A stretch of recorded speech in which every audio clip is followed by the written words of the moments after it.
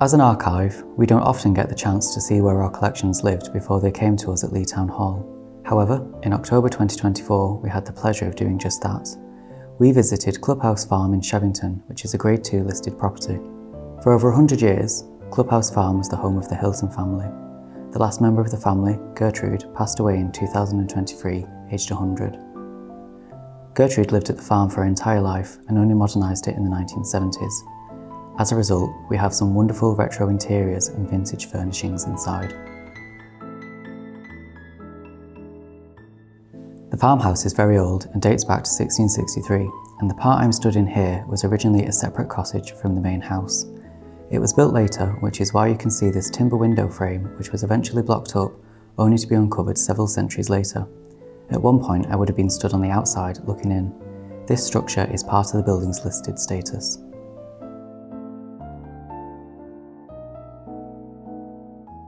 Although an empty house, there still remains the essence of a much-loved home and the lives once lived here. There are little clues to the building's history if you know where to look. The living room was originally the kitchen, and behind this faux stone fireplace would have been an inglenook fireplace.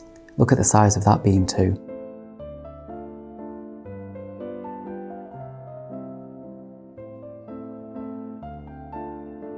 Here is the restored window in which we can see a stained glass panel dedicated to the original owners, Seth and Frances Prescott, their son Thomas, and the year 1663. Also in this room is a magnificent 18th century grandfather clock with the name Job Price and the year 1720 on it. On the inside of the door case are the names of the various people who have serviced and fixed the clock over the years. These range from 1832 to 1909.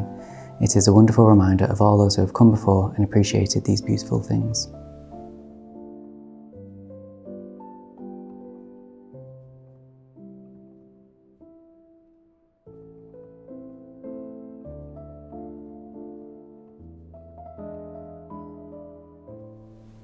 The current kitchen was originally a pantry and a store, and a meat hook still hangs from the beam in the ceiling.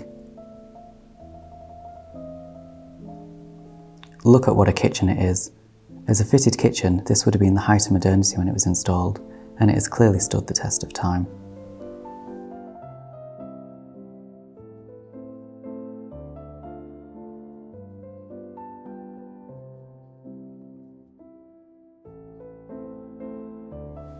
This staircase was originally made out of stone, and it was replaced by a wooden one. Upstairs, we can see just how wonky the 17th century house is. Crossing through this threshold, you'll see the beams are numbered. This was to help during the original construction process. It's a bit like advanced flat pack furniture.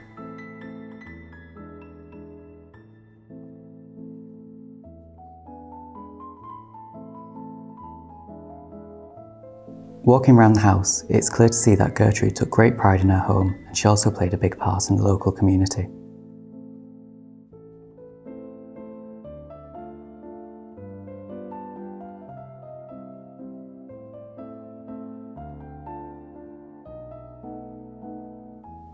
As a teacher, Gertrude was very methodical and detailed in her work, and we can see this in her home as well. Look at this Hoover with its original receipt. It was purchased in 1979 from Woolworths in Standishgate in Wigan, and it cost £59.95. That would be about £370 today.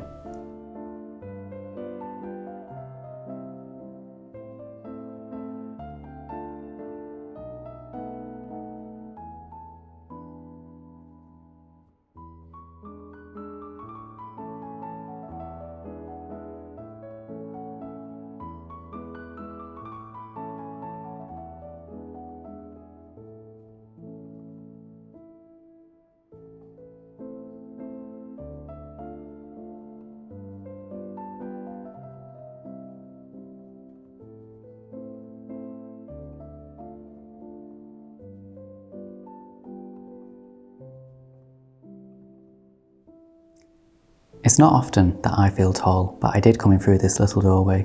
It's only about 5 feet high or 1.5 meters. The bathroom is fascinating. It was the first and only bathroom in the house. It was added in the 1970s when Gertrude was already around 50 years old.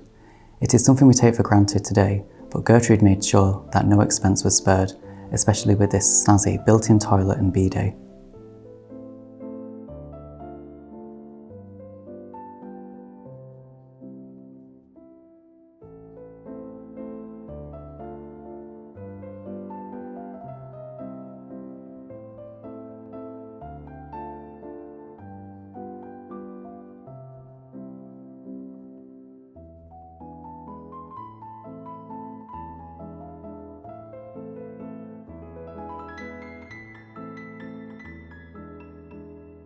We can't forget about the barn either, which dating back to 1660 makes it even older than the house.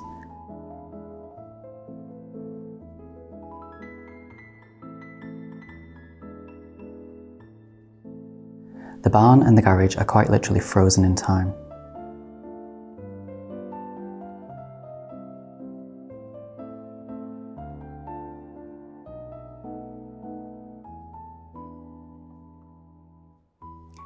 It's been such a treat to be able to see inside the house, and especially inside this barn. It's hard to imagine this space as the hub of the farm and the home of cows and horses for over 300 years, when today only spiders seem busy at work. The building and barn will eventually be sold. However, future generations will still be able to learn about Clubhouse Farm and see what life was like in Shevington and Standish across the 19th and 20th centuries, thanks to a rich collection of diaries, photographs, cards and other ephemera, collected and collated by Gertrude and donated by her family and local historian Louise Wade to Archives Wigan and Lee for anyone to study and research.